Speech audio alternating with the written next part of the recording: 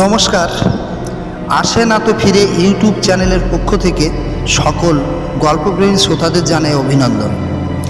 আজ যে গল্পটি শোনানো হবে সেটা একটু অন্য ধরনের, অর্থাৎ এটি একটি পুনর্জন্মের কাহিনী। গল্পটি আমরা পর্ব হিসাবে শোনাব। আপনাদের কাছে অনুরোধ, গল্পটি আপনারা পুরো শুনবেন। আশা রাখছি আপনাদের অবশ্যই ভালো লাগবে। শুরু হচ্ছে রহস্য ধারাবাহিক পুনর্জন্মের কাহিনী নিয়ে গল্প অনিন্দিতা। গল্পটি ত্রিপুরার কাহিনী। আজ শুনবেন প্রথম পর্ব। কাহিনী ধীমান বৈদ্য এবং গল্প পাঠে ধীমান বৈদ্য। আমি কর্মসূত্রে ত্রিপুরাতে আছি, তা প্রায় 3 মাস। কোম্পানি আমাকে লোকাল এরিয়ায় একটা ঘর ভাড়া করে দিয়েছে। নিজে রান্নাবান্না করে খাই, আর কোম্পানির গাড়ি এলে ডিউটি যাই। যে বাড়িতে থাকি তাদের সঙ্গে আমার খুব ভালো সম্পর্ক। এক কথায় আমি ওদের ছেলের মতো।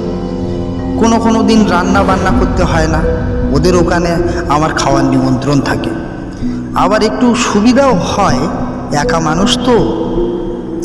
বাড়িতে 60 বছর বয়সী আঙ্কেল ও তার স্ত্রী আন্টি দুজনেই সরকারি কাজ করতেন, এখন রিটায়ার্ড। বাড়িতে বসতি। দুজনের পেনশনের টাকায় ভালো চলে যায়। তাছাড়া বাড়তি ইনকাম আসে ঘর ভাড়া থেকে। আর আছেন বৌদি। উনি বিধবা, স্বামী মারা গেছেন বহুদিন আগে, কিন্তু তিনি সংসার ত্যাগ করেননি। এক কন্যা সন্তানকে বুকে আগলে নিয়ে বেঁচে আছেন। তবে তিনি বৈষ্ণব মানুষ, মাছ মাংস খান না।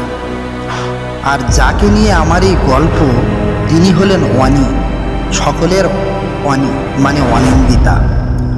উনিই হলেন বাড়ির সর্বময় কর্তা। বাবা মারা গেছেন ট্রাইবেলদের আক্রমণে, কিন্তু সকলের ভালোবাসা বাবার অভাব তাকে বুঝতে দেয়নি।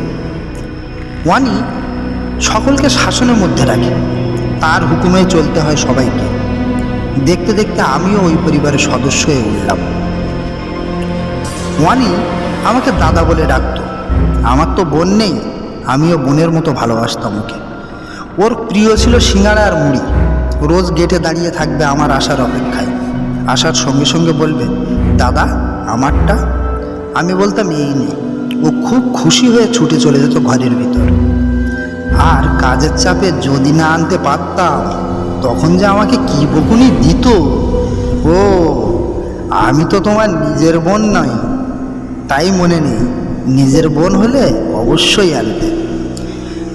এইভাবে বেশ আনন্দে কেটে যাচ্ছিল আমার দিন। আমার বোঝার কোনো উপায় ছিল না আমি বাড়ির বাইরে আছি।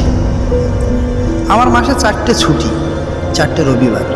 ওয়ানির আবদার, দাদা চলো না, ওইখানে যাব ঘুরতে, এইখানে যাব ঘুরতে।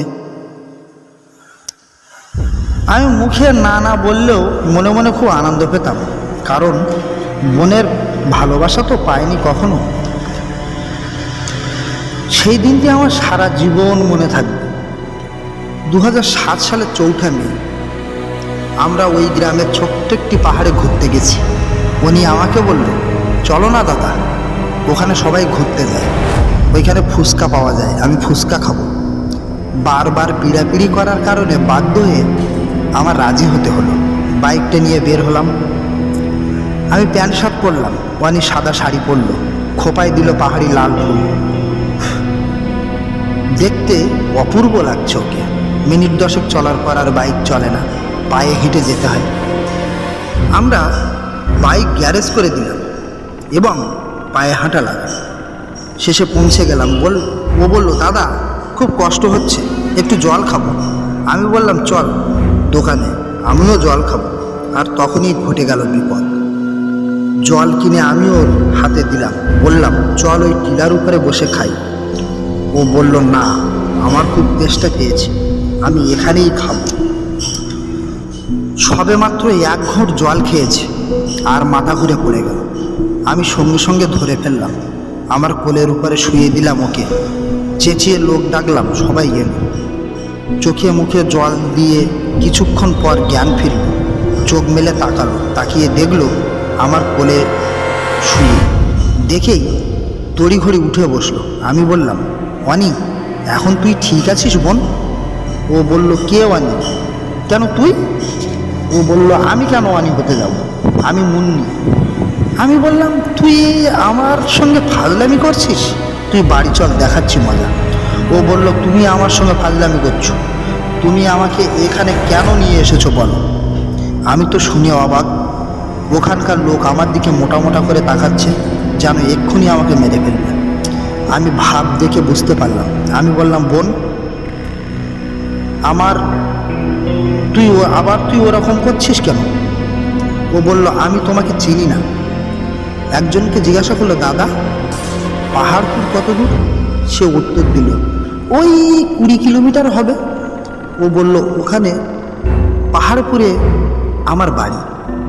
আমি উপজাতিদের মেয়ে। লোকটি জিজ্ঞাসা করলো, তা তুমি এখানে এলে কি করে? অনি বলল, আমি বুঝতে পারছি না। কথা শেষ না হতেই আমার গালে পড়লো এক চড়। মাথা আমার ঘুরে, ওরা আমাকে গাছের গায়ে বেঁধে ফেলল এবং মারার জন্য উদ্যত হলো। আমি অনেক অনুরোধ করে বললাম, দাদা আমার কথা শুনুন, ওর বাড়ির লোকের কাছে ফোন করুন, তারপর আমাকে মারুন। ওদের মধ্যে একজন বলল, ঠিক আছে, নাম্বার দাও। দিলাম আঙ্কেলের নাম্বার।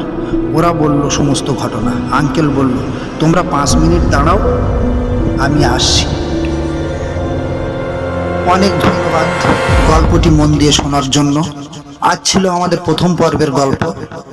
আপনারা পর্বগুলি শুনে যাবেন, অবশ্যই আপনাদের ভালো লাগবে। এটি একটি নতুন ধরনের গল্প। ততক্ষণ সুস্থ থাকুন, ভালো থাকুন।